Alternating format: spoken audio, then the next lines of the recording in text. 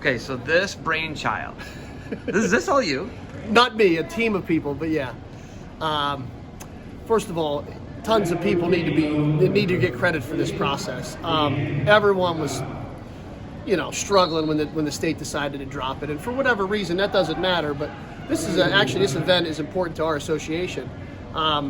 We started it over 20 years ago, and then built it, handed it off to OHSAA. Well, OHSAA decided that it just wasn't feasible for them to continue it, and so we were kind of struggling with how to handle it. And in all fairness to the Coach Association and the wrestling community around Ohio, we were working on building the girls' districts, and that's kind of where our focus was. And then this opportunity came across our desk, and we just said it's important to us, it's important to our association, and we have to rally. And so, Zoom meeting after Zoom meeting, trying to figure it out. It started, and tons of help. I mean, Tyler Brooks helping us as far as, hey, give us everything you had that you've used over the last couple of years. We want to keep it consistent from last couple of years. The official association has been unbelievable. They've rallied, starting last year, our relationship between the official association and the coach association has been great.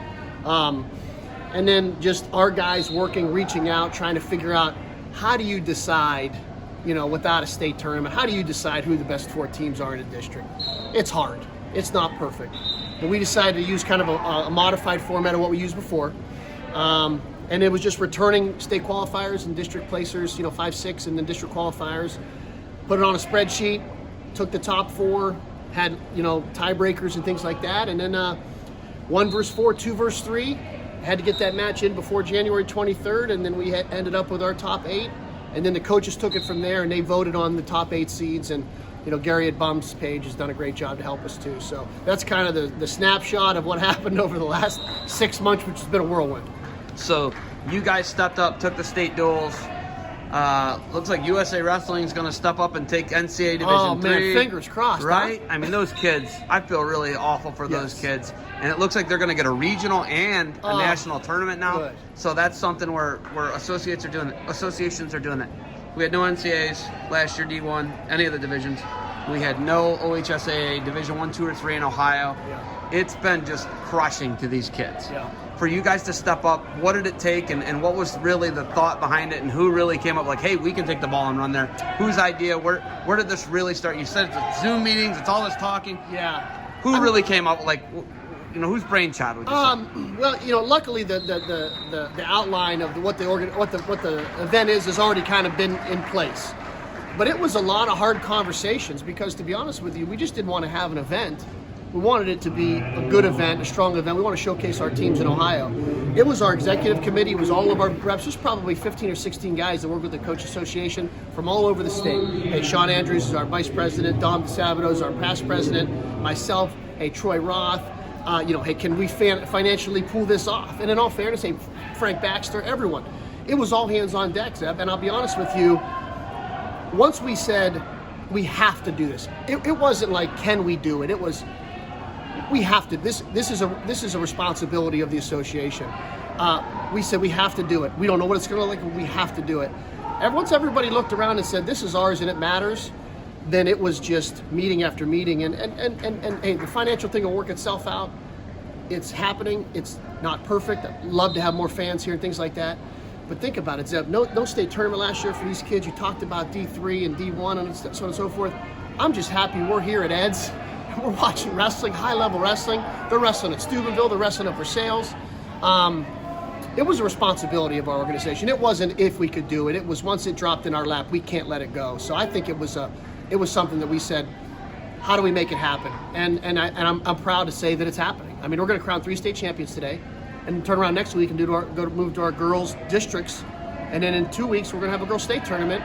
And then fingers crossed, man, we're gonna be, in Columbus, hopefully watching state championships for all 3 divisions. So I know that I don't think that's been determined yet. I don't know if you heard anything about that yet. No, that's the other thing. Like I talked to Sean. Sure. I asked, is Marysville one of the sites? He confirmed they never bid. Yeah. So they're not going to be one of the sites. I've heard Darby. I'm sure you've probably heard that one too for Yeah. D1.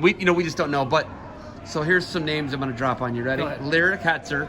You ever heard that name? No. She's incredible. Okay. She's like 9 years old. Okay. Girl wrestler. Where from? I think she's from like the Canton area. I'm not quite sure. Okay. She's unbelievable. Okay. Right. She won the Ohio's top talent at OEC at Cedar Point. Uh-huh. She's unbelievable. Talia Guntram, unbelievable. Had a great match with Gray Burnett. Yeah. So she's really good. Okay. And then obviously Olivia Shore. Oh yeah. You know, like Olivia Shore, Paige Nemec, right? These are like the pioneers and the trailblazers of Castro. I mean, there's a list of them. Taryn Martin. I mean, there's a right. The Harrison girl, Chin Whip girl, Deer Wester. Yep. Deer Wester, Chloe Deer Wester. So we've got like really good talent, national caliber, national team type caliber talent in Ohio. Yep. Right? Yes. Like if I was talking, if we're going to talk 10, 15 years ago, Lauren Louise, she just won the U.S. Open. She's from Massillon, right? I mean, we've had great women's wrestling, girls wrestling. Takara Montgomery. Yeah, Takara Montgomery, right? Olympian. So, and she's from Cleveland. Yeah, oh yeah. So when we talk about that, how important and what are we going to have to do? I know I love that you guys take the ball, but when are we going to get a sanctioned girls tournament in the state of Ohio? I can't answer that, but I know this. We talk regularly with Tyler Brooks and the OHSAA. I think we just have to be careful, and obviously things could change. Here's what we don't want to happen, Zeb. We don't want it to be sanctioned too early, and here's why. Because not every school district has the facility, the coaches that are going to fund it properly throughout the state, and it might hurt girls from this standpoint. Girls and guys could wrestle on the same team right now because the girls aren't a separate sanctioned sport. I worry that if you had a separate sanctioned sport, they would have to be isolated, and that might create a problem for workout partners for girls if they could only wrestle other girls in practice. See what I'm saying? Yeah, well, yeah, it's just like the girls sprinters aren't really training with the guys sprinters in track. Yeah. So, right? Cross country, same thing, right? Yeah, so I think we have to just be aware of that, and I think we have to build it to a point where it could be self-sustainable, because you've seen the numbers. They're growing. They're exploding. Yeah. I think, and this is not to, Brian Nicola and Vanessa Oswald, we brought them on board. They've been phenomenal. And helping promote this, and Dom's done a great job.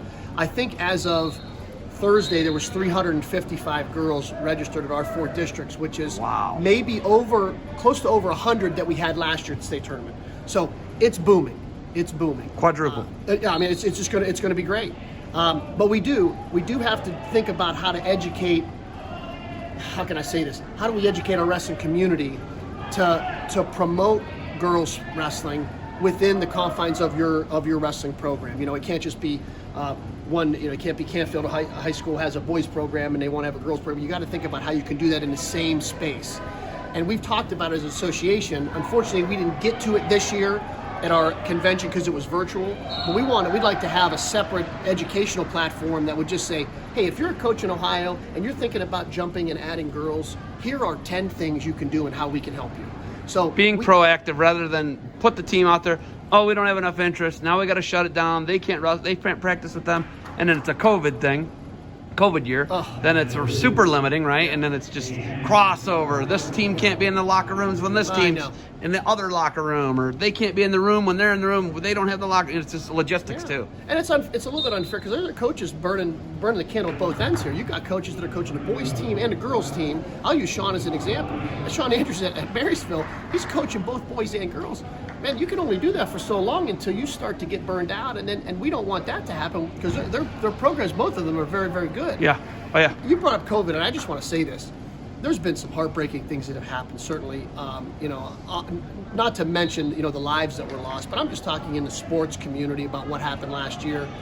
But one thing we've learned in our community is we can overcome challenges. I mean, this community that we're part of is a special group.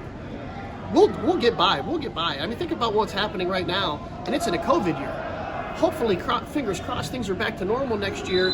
These stands will be filled. It'll be booming. We'll be back at the shot for the state championships. This is a resilient community. You know what I mean? And we argue a lot and we bicker a lot, but when it's time to step up, man, there's a line of people stepping up. Kevin Hickman at St. Ed's, John Arslick at Steubenville, and Scott Browerman at Versailles. Those are 3 ADs that stuck their neck out for this event with all these restrictions, and they said, we want to support the wrestling community. There's a long line of people that want to help us. And whoever steps up in Central Ohio, let's just call it what it is. Yeah. They're not gonna gain much. Yeah. They're really, we're talking gate, they're not gonna gain much. They can't, I don't even think they can do concessions. They're gonna take a hit. Whoever hosts it is doing it for the greater good of wrestling. 100%. And I think too, hopefully, whoever does step up, there's something on the back end that we could help those programs, and hopefully OJ keeps that in mind. Yeah. And I think that they understand how, they're kind of at the mercy of everybody. We know we're going to lose money on this event, but it's an event that has to happen. It's important to us. It must. It's an investment in our sport, and Yes. we'll make it up down the road somewhere because everyone's going to they see what we're doing, and they see it's an important organization. So, and I told you before you turned this camera on, we love following you. We love that you're a straight shooter and you're doing stuff, but we almost need to think when we get through this season, we almost need to all sit down, hopefully in a room, and say, what's the big picture about where wrestling's going now? Because we've got people in all parts of the state, girls, boys, all that stuff.